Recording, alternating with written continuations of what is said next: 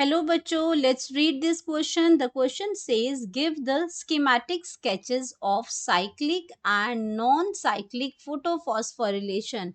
तो हमें इसमें क्या बनाने हैं? स्कीमेटिक स्केचेस बनाने हैं साइक्लिक और नॉन साइक्लिक फोटोफॉस्फोरिलेशन के।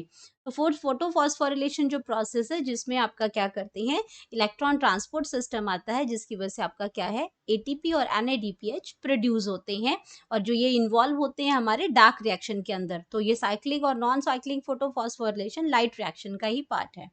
तो बात करते हैं सबसे पहले की कॉन्सेप्ट की।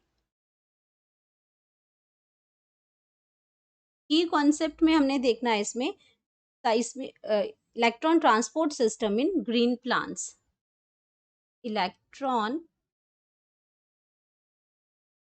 Transport system in green plants. Green plants. अब हम बात करेंगे सबसे पहले अपने दो दो स्केचेस बनाने हैं, एक साइक्लिंग और नॉन साइक्लिंग का। तो हम स्टार्ट करेंगे नॉन साइक्लिक फोटोफॉस्फोरिलेशन को। Non cyclic photophosphorylation. फोटोफॉस्फोरिलेशन, इस नॉन साइक्लिक फोटोफॉस्फोरिलेशन के अंदर हमारे पास क्या है, दोनों ही फोटो सिस्टम जो है वो इन्वॉल्व हैं। फोटो सिस्टम 1 भी आता है, फोटो सिस्टम 2 भी आता है इसमें। तो इसे आपका पूरा स्केच बना के हम अभी देखेंगे कि कैसे बनती है। नॉन साइक्लिक को नॉन साइक्लिक क्यों कहते हैं, ये भी हम साथ के साथ इन्वॉल्व कर साथ में समझने की कोशिश करेंगे। और साथ में कौन कौन से स्टेप्स इसमें इन्वॉल्व हो रहे हैं वो उसके बारे में भी हम बात करते हैं। तो सबसे पहले अगर मैं बात करती हूँ नॉन साइक्लिक फोटोफॉस्फोरिलेशन की, वो ऑफ कोर्स तो ये आपका साइक्लिक नहीं है, क्योंकि आपका जहाँ से इलेक्ट्रॉन रिलीज होगा वहां पे वापस नहीं आएगा, जबकि दूसरे सिस्टम में ये इन्वॉल्व हो जाएगा। तो हम बात करते हैं यहाँ पे सबसे पहले अपनी कि फोटो इसमें इन्वॉल्व होते हैं फोटो सिस्टम 2। तो यहाँ से हम स्टार्ट करेंगे अपना कि ये है हमारा फोटो सिस्टम 2। फोटो सिस्टम 2 आता है और ये आपका क्या करता है, इसको हम P680 भी बोलते हैं, क्योंकि ये जो इसका जो क्लोरोफिल है वो लाइट एनर्जी को एब्जॉर्ब करता है at the wavelength of 680 nanometre पे। तो यहाँ पे हमारे पास क्या बन गया, एक कॉम्प्लेक्स बन गया, लाइट हार्वेस्टिंग कॉम्प्लेक्स बन गया यहाँ पे, जिसमें बहुत सारे पिगमेंट्स प्रेजेंट होते हैं। और यहाँ पे क्या प्रेजेंट है, ये आपका P680 प्रेजेंट है। P680 यहाँ पे प्रेजेंट है। और यहाँ पे जो P680 का मतलब यहाँ पे क्लोरोफिल जो है वो एनर्जी को क्या कर रही है, ट्रैप कर रही है। यहाँ इसने क्या किया, सन एनर्जी को ट्रैप किया। तो इसको ये क्या है, सनलाइट। सनलाइट को इसने क्या किया, यहाँ पे ट्रैप किया। जैसे ही इसने ट्रैप किया, यहाँ पे एनर्जी हुई, तो इसने सबसे पहले इलेक्ट्रॉन को एक्साइट किया।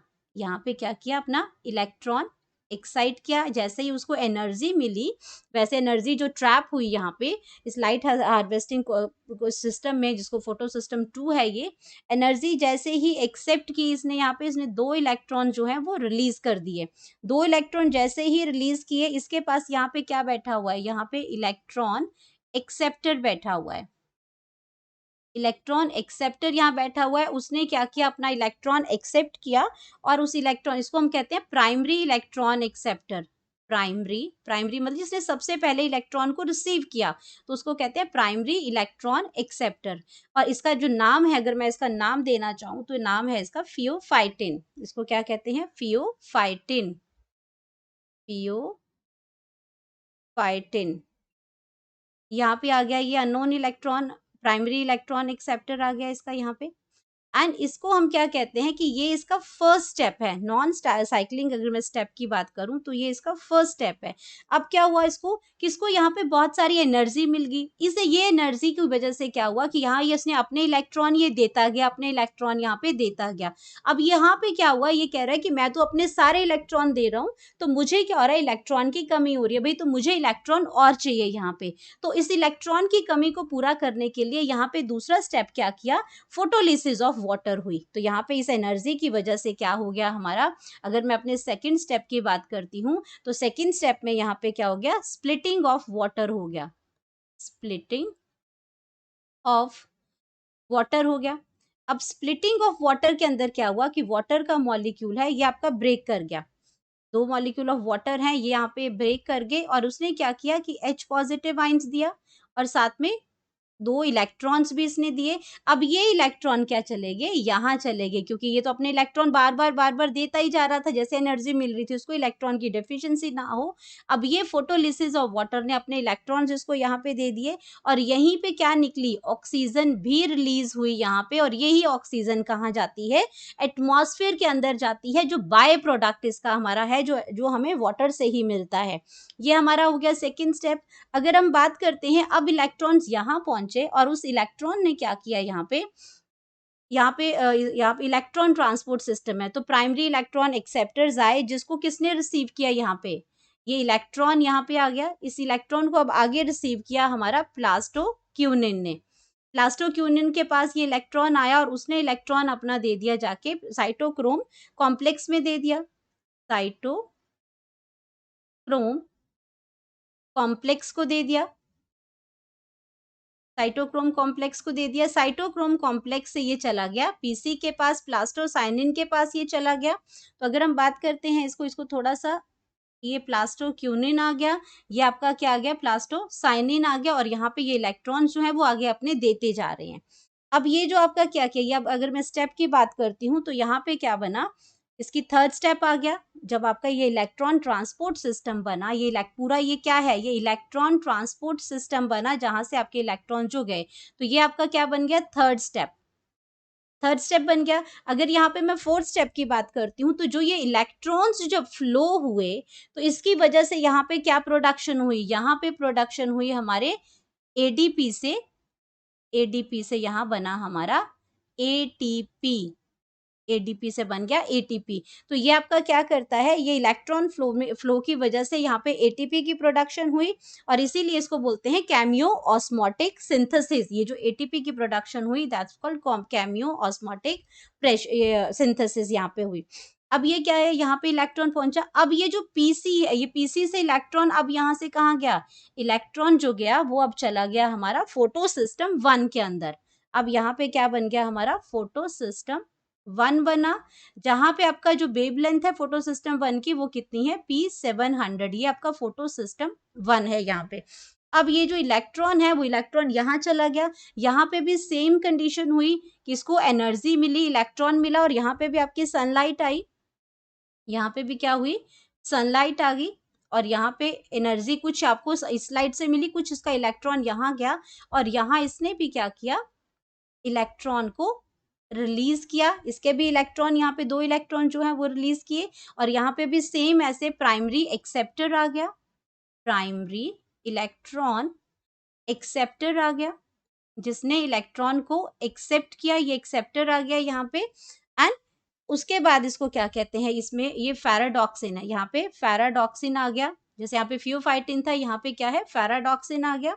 एंड फेराडॉक्सिन ने क्या बनाया, फेराडॉक्सिन ने बनाया आगे इसमें, इसके पास फेराडॉक्सिन के पास जो एंजाइम है, वो यहाँ पे एंजाइम होती है NADPH, इसमें NADP रिडक्टेज होती है एंजाइम, NADP रिडक्टेज एंजाइम होती है, जिसकी वजह से क्या बनता है हमारे पास, NADP से NADPH बनता है, NADPH। तो यही हमारे लाइट रिएक्शन के 2 प्रोडक्ट्स भी हैं, NADP से NADPH बनता है, और इसके अंदर क्या होता है, H पॉजिटिव आइंस है, वो H पॉजिटिव आइंस जो आपके वाटर स्प्लिटिंग से भी मिलते हैं आपके, और यहाँ पे स्ट्रोमा के अंदर भी H पॉजिटिव आइंस आते हैं, जो कि यही वाटर की स्प्लिटिंग से ही मिलते हैं, वो पहुंच के इसको रिड्यूस करते हैं और NADPH बनाते हैं, और एंजाइम जो कैटालाइज करती है इस प्रोसेस को, वो है NADP रिडक्टेज है इसमें, ये NADP बनाता है, NADPH बनाता है इसमें।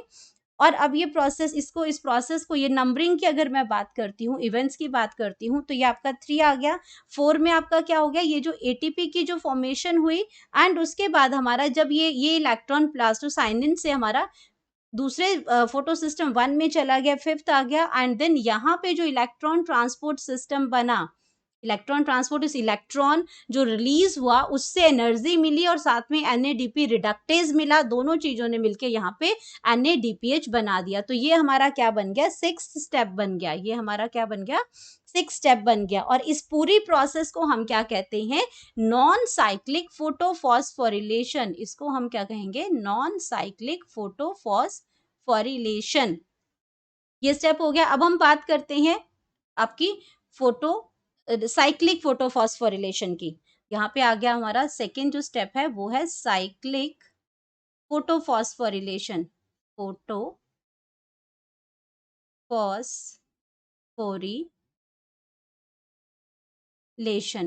अब इसके अंदर एक ही सिस्टम इन्वॉल्व होता है। अगर मैं बात करती हूँ साइक्लिक फोटोफॉस्फोरिलेशन की, तो इसमें एक ही सिस्टम इन्वॉल्व करेगा हमारा। एंड वो कौन सा है फोटो सिस्टम? हमारा photo system one. Photo system one involve करता है, जिसकी वेवलेंथ है हमारी P700 है। यहाँ पे भी क्या होगा, आपकी सन एनर्जी आएगी, सन लाइट आएगी, जिससे एनर्जी वो क्या करेंगे, ट्रैप करेंगे क्लोरोफिल पिगमेंट्स यहाँ पे सारे और अदर पिगमेंट्स यहाँ पे।